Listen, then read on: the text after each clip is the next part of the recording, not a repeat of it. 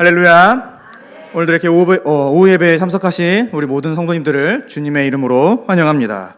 오늘은 나는 믿습니다 라고 하는 제목으로 함께 하나님의 말씀을 좀 살펴보도록 하겠습니다. 참 오후 예배 시간은 좋은 것 같습니다. 찬양을 크게 부를 수 있고 또 함께 기도할 수 있고, 그래서 항상 목이 마릅니다. 설교를 하기 전에 항상 목이 마르는 것 같아서 물을 마시고 시작해 보도록 하겠습니다. 나는 믿습니다. 사실 우리가 매주 하는 고백입니다. 아까도 우리 성도님들이 사도신경을 고백하실 때 고백하셨죠. 믿사오며. 사실 그래서 우리가 계속해서 저는 이 오후 예배 시간마다 이 믿음이 무엇인가, 우리가 도대체 믿음을 고백한다라고 할 때 무엇을 고백한다는 말인가, 이런 것들을 좀 중점적으로 살펴보고 있습니다. 그랬을 때 제가 이제 쭉 설교했던 것들을 정리를 해보았는데 크게 세 가지로 정리할 수가 있습니다. 첫 번째로 이 교회의 기초, 교회는요 오직 사도적 신앙 고백, 즉 성경에 기초한 믿음과 그 고백 위에 세워진다라고 하는 것입니다. 마태복음 16장 18절 말씀에 또 내가 내게 이르노니 너는 베드로라, 내가 이 반석 위에 내 교회를 세우리니 음부의 권세가 이기지 못하리라. 지금 예수님께서 교회를 이 반석, 즉 베드로와 같은 사도적 신앙 고백을 하는 그들 위에 교회를 세우시겠다라고 말씀을 하십니다. 두 번째로 신앙의 근간입니다. 교회를 세우는 이 믿음, 이 신앙은 오직 하나님의 계신 성경을 통해서만 얻을 수 있다라고 하는 것이지요. 그래서 디모데후서 3장 15절에 또 어려서부터 성경을 알았나니 성경은 능히 너로 하여금 그리스도 예수 안에 있는 믿음으로 말미암아 구원에 이르는 지혜가 있게 하느니라. 그래서 우리가 구원에 이르는 지혜, 그리고 그 믿음은 성경을 통해서 얻을 수가 있습니다. 세 번째로 양육의 필요성입니다. 교회의 온 성도는 함께 동일한 신앙을 공유해야 하기 때문에 양육을 함께 받아야 합니다.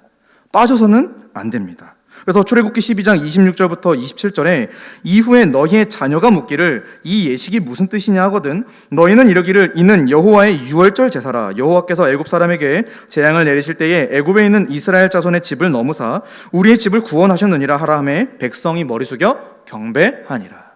즉 온 성도가 어린아이에서부터 장년에 이르기까지 너의 자녀가 물으면 대답을 해주고 너의 장년들 역시도 이 예식을 잘 알아라, 이 말씀을 알아라 라고 하는 것이 성경의 가르침입니다. 그렇기 때문에 우리 모든 성도는 유치부서부터 장년에 이르기까지 모든 성도는 함께 양육받아야 합니다. 동일한 말씀으로, 동일한 수준으로, 동일한 것으로 양육받을 때 교회가 세워지는 것이지요. 그것이 바로 신앙교육이라고도 말할 수가 있겠습니다. 그렇다면 오늘은 과연 그 신앙이 무엇인가? 우리가 믿는다, 또 오늘 제목처럼 믿습니다라고 매주 혹은 짧게는 수요밤 예배를 포함하여 공 예배 때마다 혹은 매일 고백하는데 도대체 믿음이 무엇인가? 내가 믿는다라고 말하는 것이 어떤 의미를 갖고 있는가? 이 부분을 함께 좀 살펴보고자 합니다. 사실 이 믿음이라고 하는 것은 우리의 신앙생활에 있어서 가장 결정적인 요소이죠. 왜 그러냐면은 이 신앙생활이라는 것 자체는 말 그대로 믿음을 바탕으로 이루어지는 생활이기 때문에 그렇습니다. 그러니까 신앙을 모르면은, 믿음이 무엇인지를 모르면은 신앙생활을 한다라고 말하기가 어렵겠지요. 그런데 정작 우리 안에는 어떠한 오해들이, 또 어떠한 일들이 있냐면은 이 믿음을 추상적이거나 다소 감정적인 반응 정도로 이해하는 경향이 있습니다. 혹은 믿음 그 자체에 대해서 무지하거나 또 왜곡된 이해를 갖고 있기도 합니다. 우리가 만약 믿음을 올바르게 알지 못한다면 구원에 이르지 못할 것입니다. 또 이 믿음에 대한 무지가 우리의 신앙생활을 제대로 할 수 없게 만들지도 모르겠습니다. 그러므로 이것은 대단히 심각한 문제입니다. 더욱 심각한 것은 무엇이냐면은 이 믿음을 내가 모른다라고 하는 거, 내가 믿음에 대해서, 내가 믿음을 설명할 줄 모른다라고 하는 이 상황을, 이 판단을 애써 외면한다라고 하는 것이지요. 이런 것이죠. 그렇게까지 내가 알아야 돼? 그렇게까지 내가 믿어야 된단 말이야? 라면서 믿음을 아주 소극적으로, 믿음에 대해서 그런 것들이 우리 안에 있을지도 모르겠습니다. 그래서 오늘은, 그러나 하나님은 우리가 믿음을 다소 추상적이거나 부족하게 이해하지 않기를 원하십니다. 그리고 성경 역시도 믿음을 그렇게 설명하지 않고 있지요. 종교개혁자 존 칼빈의 말을 따르면은 단지 불명확하기만 하는 믿음은 없으며 그것은 믿음이 아니다라고 얘기를 합니다. 즉 믿음이라고 하는 것은 분명하게 우리 안에서 설명되어지고 보여져야 한다라고 하는 것이지요. 그래서 우리 모든 성도님들은 내가 믿는다라고 고백할 때 그 믿음을 어느 정도 설명하거나 또 보여줄 필요가 있습니다. 그것이 믿음입니다. 그래서 오늘은 하나님이 기뻐하시는 믿음이 무엇일지, 하나님이 우리에게 요구하시는 믿음이 무엇일지, 신앙이 무엇일지 그 정의를 함께 좀 생각해 보고자 합니다. 그래서 오늘 본문을 통해서 믿음에 관해서 특별히 부제가 있습니다. 주부에는 없지만은 제가 부제를 적어봤는데 믿음에 대한 성경적 전통적 이해라고 제가 제목을 한번 달아보았습니다.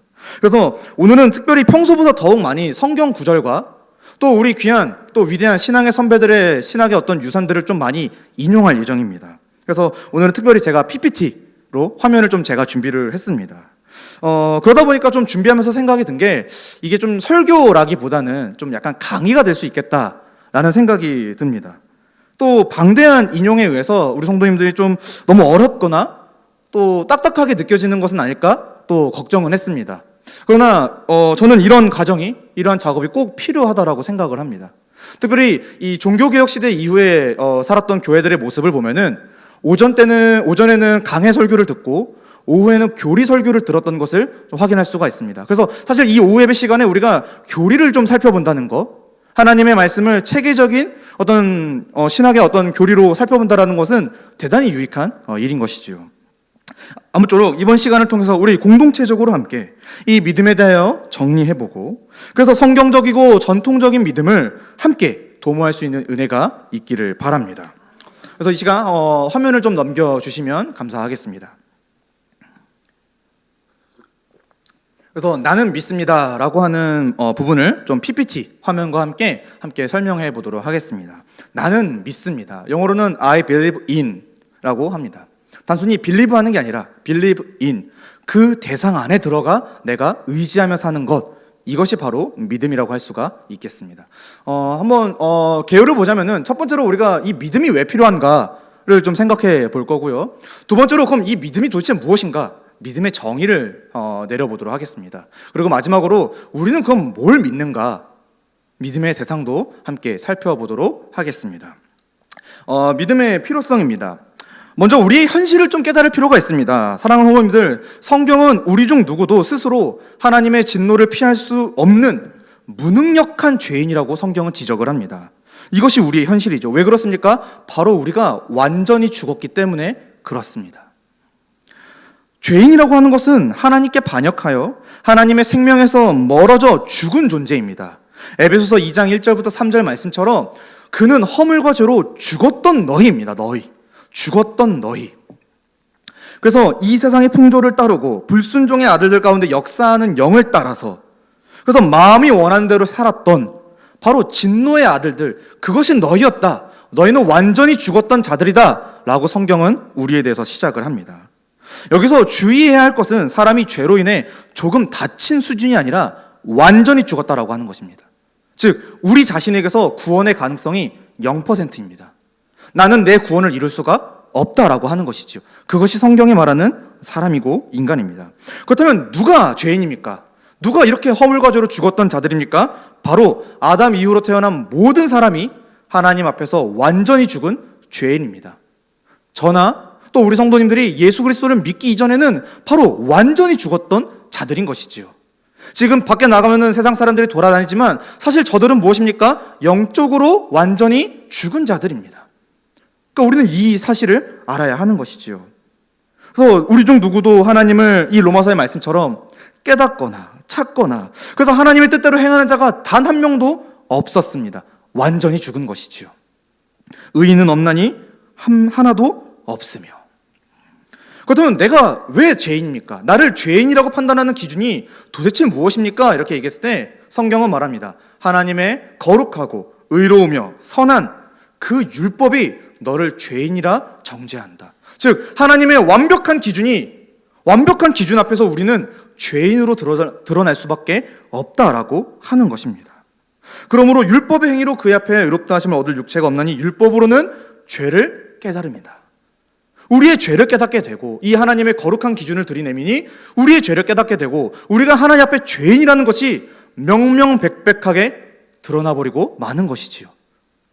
우리가 바로 이런 하나님의 거룩한 법 앞에 죄인이었습니다. 그 거룩한 법이 우리를 무능력한 죄인이라고 정죄하는 것입니다. 그랬을 때 하나님이 우리에게 요구하시는 바가 있습니다. 모든 사람은 내 뜻에, 내 말에 순종해야 한다. 하나님은 본래 사람을 자신의 뜻에 전부 순종할 수 있는 존재로 창조하셨습니다. 그리고 그런 순종을 기대하셨고, 실제로 최초의 사람이었던 아담은 그렇게 순종했던 것을 우리가 볼 수가 있죠. 창세기에서. 그것이 바로 하나님의 형상으로 지어졌다라고 하는 의미입니다. 그런데 최초의 사람인 이 아담과 하와는 범죄했습니다. 그리고 그 일로 하나님의 온전하신 뜻을 지킬 수 없는, 율법을 지킬 수 없는 무능력한 존재가 되었다. 이것이 바로 성경의 증언입니다. 그래서 우리 모든 사람은 이 율법 아래에 갇혀서 이 율법이 요구하는 바를 다 지켜야 하는데, 이것을 지키지 못한 대가로 죽어야 하는 것입니다. 갈라디아서 말씀에 무릇 율법 행위에 속한 자들은 저주 아래에 있다. 이 저주는 바로 율법을 지키지 못한 것에 대한 죽음을 의미합니다.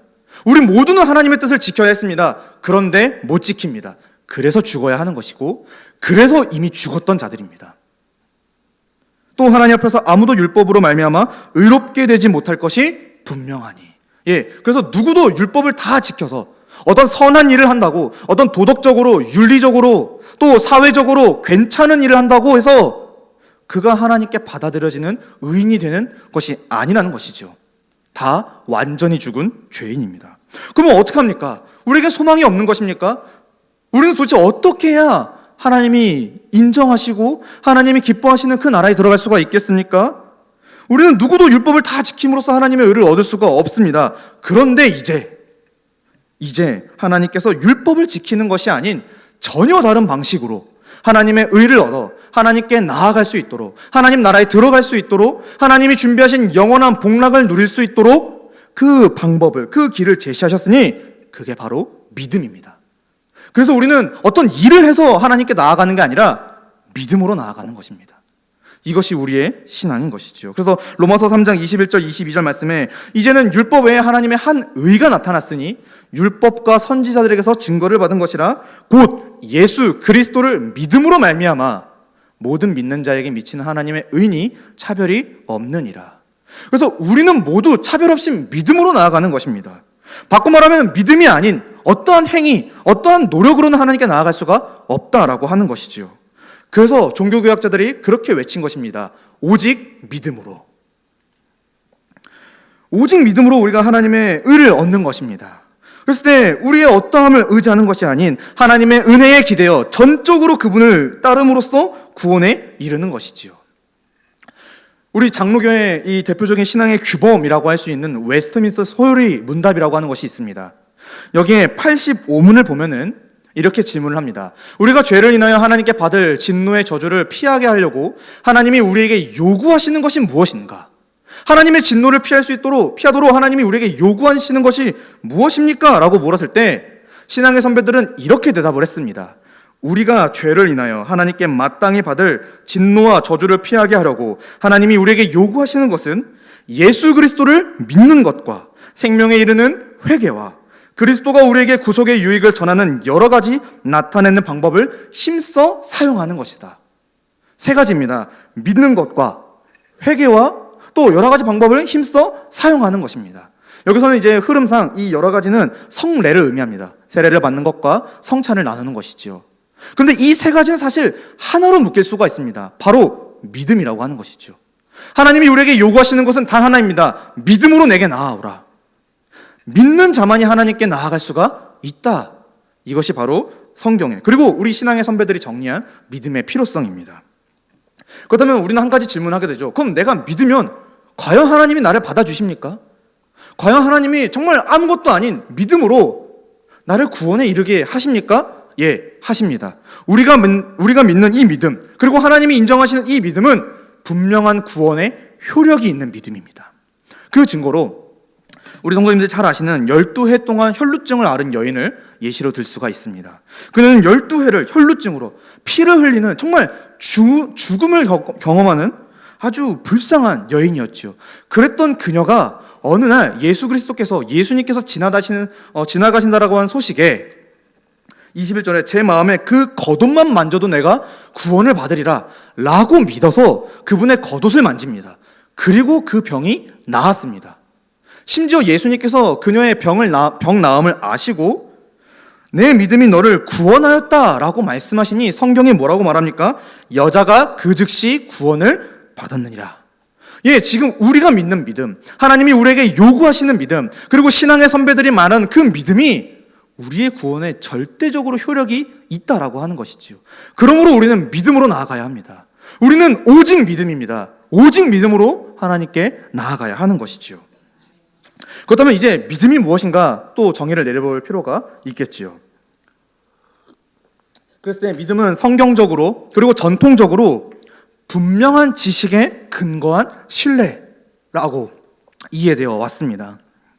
그랬을 때 하이델베르크 요리문답, 이거는 이제 유럽에서 사용되어지는 신앙 고백인데, 참된 믿음이란 무엇입니까? 이렇게 얘기했을 때 참된 믿음이란 하나님께서 그의 말씀 속에서 우리에게 계시하신 모든 것을 진리로 여기는 확실한 지식인 동시에 하나님께서 값없이 은혜로 오직 그리스도의 공로로 말미암아 죄의 사함과 영원한 의와 구원을 다른 이들에게만이 아니라 나에게도 베풀어 주셨다는 견고한 신뢰로서 성령께서 복음을 통하여 나의 마음속에서 일으키시는 것입니다.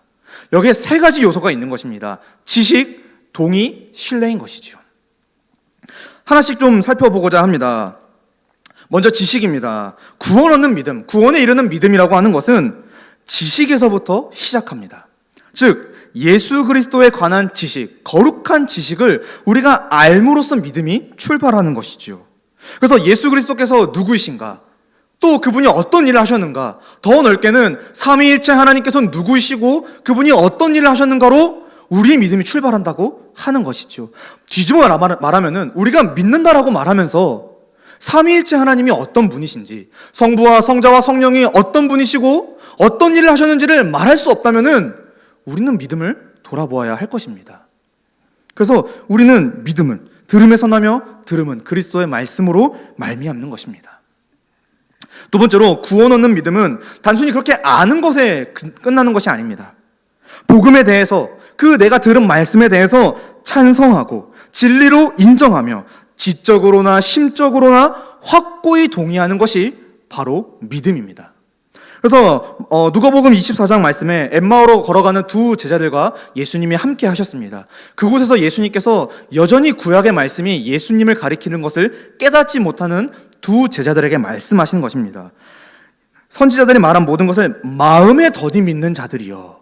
그러니까 이 믿음이라고 하는 것은 마음에서부터 출발 또한 나타나는 것이죠. 알므로 시작하여 마음으로서 동의가 되어지는 것, 이것이 바로 믿음입니다. 세 번째로 구원 얻는 믿음, 구원에 이르는 믿음이라는 거 하는 것은 이제 예수 그리스도에 대한 지식과 또 동의가 있을 때, 그래서 진심 어린 신뢰와 구체적인 헌신으로 얼마든지 증명될 수 있는 것이 믿음입니다. 즉 내가 믿는다라고 말하면서 그것이 나타나야 믿음이라고 하는 것이죠. 야고보 사도가 이렇게 얘기하죠. 이와 같이 행함이 없는 믿음은 그 자체가 죽은 것이라. 그래서 내가 안다, 내가 그것을 확신한다라고 얘기하면은 그것은 그의 삶으로나 입술로나 어떤 다른 것으로 반드시 드러나기 마련입니다. 그래서 우리는 지식, 동의, 신뢰, 이 세 가지를 기본 요소라고 생각해야 되는 것이죠. 사실 이 내용은 우리 유초등부 친구들하고도 나눴던 내용입니다. 그래서 우리 성도님들도 이 내용은 반드시 아셨으면 좋겠습니다. 분명한 지식에 근거한 신뢰, 지식, 동의, 신뢰입니다. 오늘 제가 로마서 4장의 말씀을 선택을 했습니다. 아브라함의 이야기지요. 사실 이 오늘 본문을 살펴보면 이 세 가지 요소가 아주 뚜렷하게 나타나고 있습니다. 하나씩 살펴보죠. 오늘 본문 17절 말씀에 보시면 17절, 18절 말씀에 기록된 바 내가 너를 많은 민족의 조상으로 세웠다 하심과 같으니 그가 믿은 바 하나님은 죽은 자를 살리시며 없는 것을 있는 것으로 부르시는 이시니라. 아브라함이 바랄 수 없는 중에 바라고 믿었으니 이는 내 후손이 이 같으리라 하신 말씀대로 많은 민족의 조상이 되게 하려 하심이라. 지금 아브라함은 믿었습니다. 그런데 어떻게 믿었습니까? 하나님이 어떤 분인지를 알고 믿었죠. 어떤 분으로 알고 믿었습니까? 죽은 자를 살리시며 없는 것을 있는 것으로 부르시는 그러한 분으로 이 아브라함은 하나님을 알고 믿었다라고 하는 것입니다. 아브라함 역시도 그의 믿음이 지식, 하나님에 대한 지식에서 출발합니다. 또 18절 말씀에 하나님의 약속 곧 내 후손이 이 같으리라 라고 하는 말씀을 그가 기억했고 그것이 이루어질 줄로 믿었죠. 하나님의 약속에 대한 말씀, 지식이 그에게 있었던 것입니다. 그래서 믿음은 지식에서 출발합니다. 알아야 믿습니다. 19절 말씀에 그가 백세나 되어 자기 몸이 죽은 것 같고 사라의 태가 죽은 것 같음을 알고도 믿음이 약하여지지 아니하고, 당시 이 아브라함은 100세의 나이였습니다. 그의 사라 역시 나이가 많아 태가 죽었지요. 그런데 하나님의 약속은 내 후손이, 그러니까 그가 자녀를 낳을 것이라고 하나님이 지금 약속하시는 것입니다. 그런데 아브라함의 상황은 어떻죠? 결코 자녀를 바랄 수가 없는, 후손은 그렇다 치고 지금 당장 아들 하나 낳는 것도 바라볼 수가 없는, 기대할 수가 없는 상황이었던 것이죠. 그런데 그걸 알고도 그가 믿음이 약해지지 않았다라고 하는 것입니다. 오히려 그가 약속을 굳게 붙잡았습니다. 이것이 마음의 동의입니다. 내가 아는 바를 동의하는 것, 그것이 그러하다라고 믿는 것이죠. 확고히 믿는 것이죠. 20절과 21절에 믿음이 없어 하나님의 약속을 의심하지 않고 믿음으로 견고하여져서 하나님께 영광을 돌리며 약속하신 그것을 또한 능히 이루실 줄을 확신하였으니, 이제 아브라함은 확신했습니다. 믿음이 약해지지 않았을 뿐만이 아니라 또 약속을 의심하지 않았을 뿐만이 아니라 오히려 견고해져서 하나님께 영광을 돌렸다라고 하는 것이 성경의 증언입니다. 대표적으로 그가 사랑하는 아들 이삭을 번제로 바친 사건이 있지요. 하나님이 내 후손이 이 같으리라 라고 말씀하셨는데 아들을 바치라고 말씀하신 것입니다. 그러나 아브라함은 믿었습니다. 이삭을 내가 지금 여기서 번제로 바친다 할지라도 하나님이 분명히 후손을 내게 주셔서 그 약속을 이루실 것이라고 믿었기 때문에 그가 아들을 바칠 수가 있었던 것이고, 오히려 그 사건으로 말미암아 하나님의 영광, 여호와 이레, 이것이 드러나게 된 것이지요. 바로 이것이 믿음입니다. 22절은 그 결과를 나타내 줍니다. 그러므로 그것이 그에게 의로 여겨졌느니라. 바로 이러한 믿음, 분명한 지식에 근거한 신뢰로서의 믿음이 하나님께 인정되었고 그가 하나님께 구원받게 되는 그런 믿음을 우리에게 보여주고 있습니다. 결국 하나님이 인정하신 의라고 하는 것은 이렇게 믿음으로 나아가는 의이고, 그래서 분명한 지식에 근거한 신뢰로서 나타나는 믿음이라고 하는 것입니다. 23절 말씀에는 이 아브라함의 믿음이 단순히 아브라함 개인을 위한 믿음이 아니었다라고 사도 바울이 진술하고 있습니다. 바로 오늘 저와 우리 성도님들과 같은 모든 성도들, 우리 주 예수 그리스도를 믿고 구원받기로 하나님께 선택받은 우리 모두를 위한 사건이었다. 하나님이 이렇게 우리에게 믿음을 요구하시고 이 믿음을 가진 자를 의롭다 여기시고 하나님의 상속자로 세우실 것이다. 이것이 바로 성경의 증언인 것이죠. 그러므로 우리는 이러한 믿음을 소유해야 합니다. 이러한 믿음, 우리가 하나님에 대해 분명히 알고 그것을 확고히 동의하며 그래서 우리의 삶으로 그 믿음이 드러나는 것, 이러한 믿음을 우리 모든 성도님들이 가지시기를, 소유하시기를 주님의 이름으로 간절히 축복합니다. 그랬을 때 우리가 이런 믿음을 가져야 되는데, 사실 이 믿음은 우리가 갖는다고 생기는 것은 결코 아닙니다. 어떻게 해야 합니까? 바로 성령 하나님의 역사하심이 필요합니다. 즉 성령께서 우리 가운데 믿어지게 만들어 주셔야 하는 것이죠. 그래서 요한복음 14장 26절에서도 예수님께서 보혜사 곧 아버지께서 내 이름으로 보내실 성령, 그가 너희에게 모든 것을 가르치고 내가 너희에게 말한 모든 것을 생각나게 하리라. 우리의 믿음을 위해서 누가 필요하냐면은, 무엇이 필요하냐면은 성령 하나님의 역사하심이 필요하다라고 하는 것입니다. 진리를 깨달아 마음으로부터 확신하는 일, 그래서 그것으로 살아가고 의지하며 살아가는 것은 전적으로 성령님께서 일으키시는 놀라운 일인 것입니다. 그래서 저와 여러분이 이 자리에 앉아 있는 것, 이거 정말 놀라운 일인 것이죠. 벌어질 수가 없는 정말 기이한 일인 것입니다. 왜 그렇습니까? 바로 진리의 영이자 그리스도의 영신 성령께서 우리 안에 내주하시면서 그리스도에 관하여, 아들을 아는 것은 아버지를 아는 것이라 했습니다. 그래서 그리스도를, 성부 하나님 아버지를 깨달아 알게 하시고 믿게 하시는, 그래서 우리가 동의할 수밖에 없는 그러한 믿음으로 우리를 인도해 나가신다라고 하는 것이죠. 즉 성령께서 지금 저와 여러분 마음속에서 이 말씀을 들을 때 끊임없이 설득하고 계십니다. 끊임없이. 그리고 그분의 노력, 그분의 역사하심은 놀라운 결과를 빚어냈지요. 바로 우리가 하나님을 예배하는 것입니다. 그렇다면 여기서 한 가지 더 질문이 생깁니다. 그럼 성령님을 우리가 오라고 하면 올 수가 있고 가라고 하면 갈 수 있는 존재입니까? 우리가 성령을 받습니다, 받습니다 라고 말하면은 받을 수가 있습니까? 아니요, 그렇지 않습니다. 성령이 우리 가운데 오시는 것은, 성령의 그런 역사를 일으키시는 것은 우리의 어떠한 행위, 우리의 어떤 노력과는 상관이 없습니다. 전적인 하나님의 주권과 은혜입니다. 즉 하나님께서 내가 성령을 받겠다고 받는 것이 아니라 하나님께서 주권적으로 그리고 은혜로 주시는 것이죠. 그래서 더 놀라운 것입니다. 어떻게 나와 같은 자가 이렇게 하나님을 믿습니까? 어떻게 나와 같은 자가 예수를 그리스도라 고백하며 주로 고백하며 그분의 모든 교훈을 따라 살아갑니까? 어떻게 내가 성령님을 의지하여 이제는 말씀을 듣고 기도한단 말입니까? 예, 하나님의 주권적인 은혜의 역사입니다. 그래서 우리는 자랑할 수가 없는 것이죠. 이것을 사도 바울은 뭐라고 설명합니까? 하나님의 선물이라, 은혜라, 이렇게 설명하고 있는 것입니다. 정리해보죠. 결국 믿음이라고 하는 것은 무엇입니까? 성령의 도우심으로 말미암아 성경과 그리고 그 핵심인 복음에 대한 지식을 마음으로부터 진리로 여기며 그래서 그것을 전적으로 의지하여 살아가는 것을 의미합니다. 그렇기 때문에 믿음은 추상적이지 않고 구체적이며 모호하지 않고 분명합니다. 이전까지 이 믿음에 대해서 추상적이거나 모호하게 알고 계셨습니까? 예, 이제 그러한 신앙의 초보의 수준에서 벗어나시길 바랍니다. 우리의 믿음은 분명한 지식에 근거한 신뢰다. 우리의 믿음은 하나님을 아는 것이고 그것을 진리로 동의하는 것이며 그것이 내 삶에 드러나는 것이다. 확실하게 말할 수 있어야 할 것입니다. 그래서 만약 누군가 내가 믿습니다라고 말하면은 그는 자기가 믿는 것을 말할 수 있고 증명할 수 있어야 합니다. 이것이 믿음입니다. 간략한 예시를 좀 들면 좋을 것 같습니다. 제가 믿음을 항상 설명을 하면은 이 예시를 항상 드는데 아마 와닿을 거라 생각이 듭니다. 저는 실제로 저는 핸드폰을 A사의 제품을 사용하고 있습니다.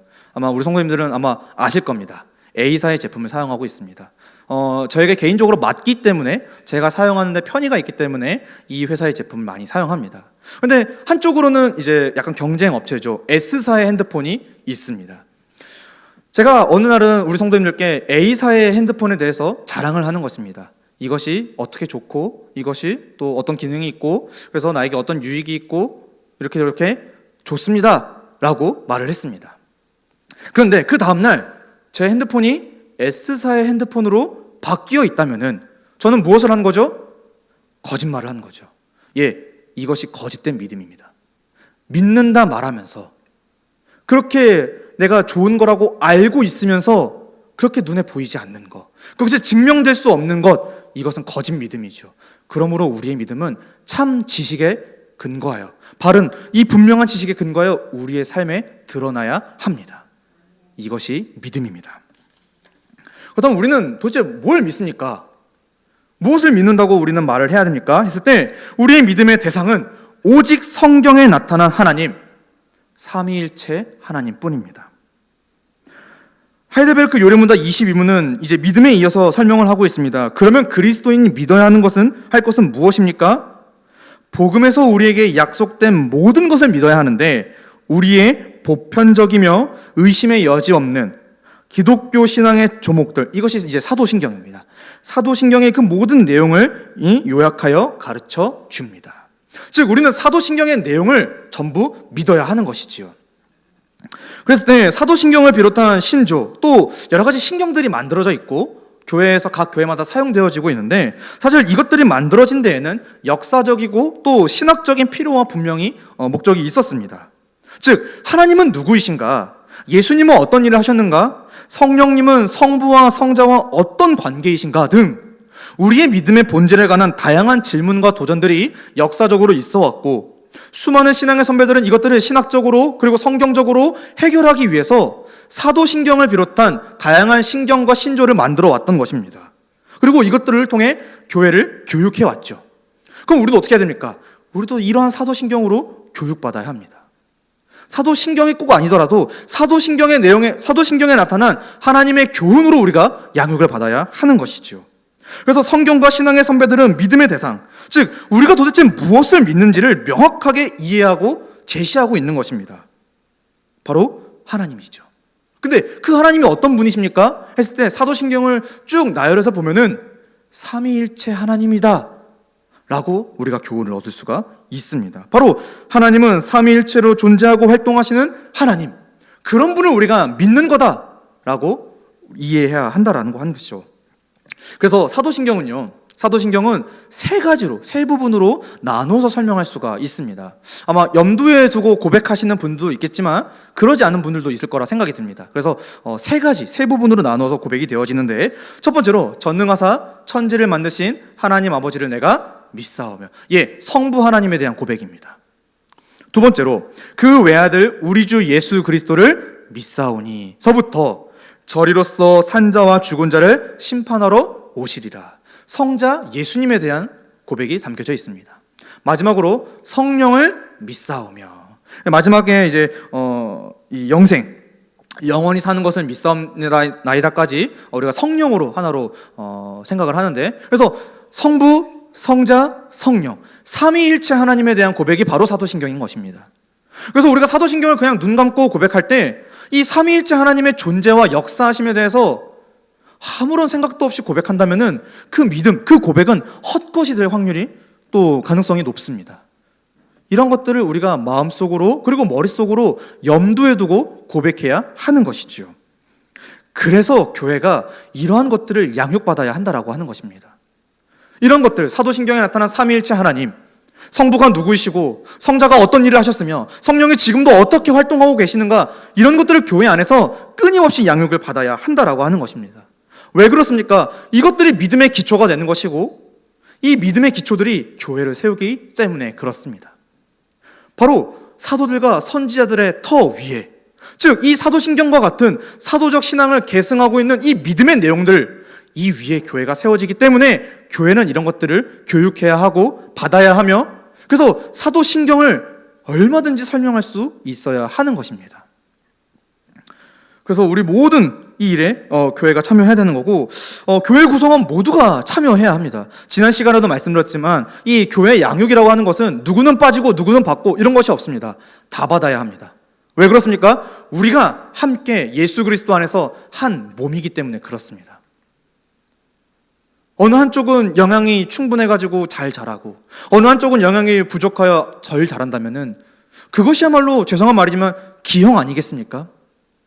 우리 교회는 그래서는 안 됩니다. 모든 성도가 함께 신앙의 영양분을 공급받아야 하고 양식을 먹어야 하며 함께 자라가야 합니다. 함께. 그래서 한 몸을 이루어가며 살아가는 것, 이것이 바로 교회의 모습인 것이지요. 그러므로 온 성도가 이 신앙의 고백들을 양육들을 받아야 합니다. 그래서 어린아이가 아니라 예수 그리스도를 닮은 장성한 분량에 이르기까지 우리 모두가 충만해야 하는 것이지요. 더 나아가 이러한 교회가 되었을 때, 이렇게 충만한 교회가 되었을 때 어떻습니까? 믿음을 더욱 확신하고 그 믿음으로 많은 영혼을 구원해낼 수가 있습니다. 우리 동산교회 2022년 표 말씀을 제가 실어왔습니다.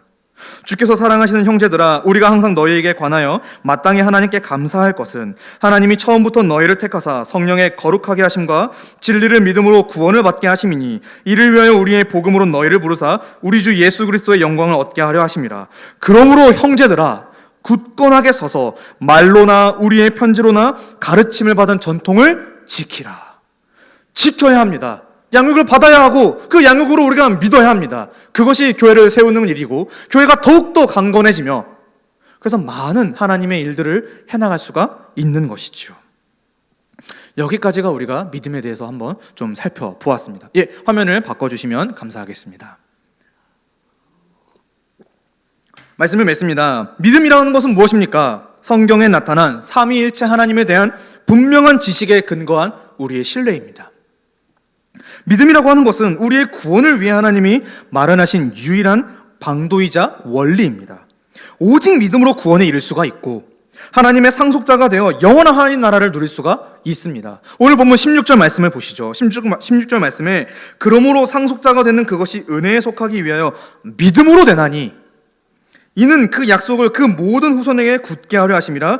율법에 속한 자에게 뿐만이 아니라 아브라함의 믿음에 속한 자에게도 그러하니 아브라함은 우리 모든 사람의 조상이라. 즉 아브라함과 같이, 그리고 구약에 나타난, 또 성경에 나타난 여러 수많은 신앙의 인물들과 같이 믿음으로 하나님께 나아가는 자들, 그들이 바로 하나님의 상속자인 것입니다.